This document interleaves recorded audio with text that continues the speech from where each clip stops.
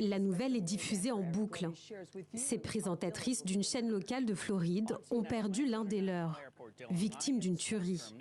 Dylan Lyons, 24 ans, s'était rendu dans une zone pavillonnaire d'Orlando pour couvrir la mort par balle d'une jeune femme. La mine défaite, ses collègues évoquent sa courte vie. Comprenez que nous essayons d'intégrer le fait que notre collègue ne reviendra plus ici. Il est parti à jamais. Sa famille essaie de surmonter ça. Vous savez, Dylan était si spécial. Nous le constations ici.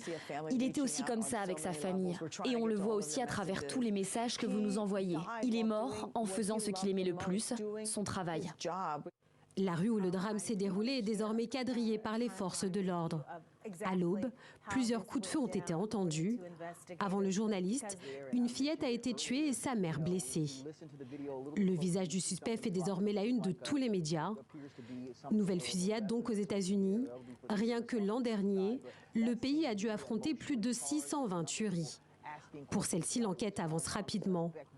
D'après les premiers éléments, le suspect était resté sur place, terré dans une voiture, après le premier meurtre. La fusillade de ce matin, la fusillade des journalistes et celle de la mère et de l'enfant de 9 ans sont toutes liées. Le même suspect, M. Moses, est responsable de toutes ces fusillades. Il a été inculpé, officiellement inculpé du meurtre de ce matin, et nous nous attendons à ce que de nouvelles accusations soient portées à son encontre par les autres victimes. Karine Jean-Pierre, la porte-parole de la Maison-Blanche, a adressé ses pensées aux familles endeuillées, tout en déplorant le nombre de victimes fauchées par la violence par arme à feu.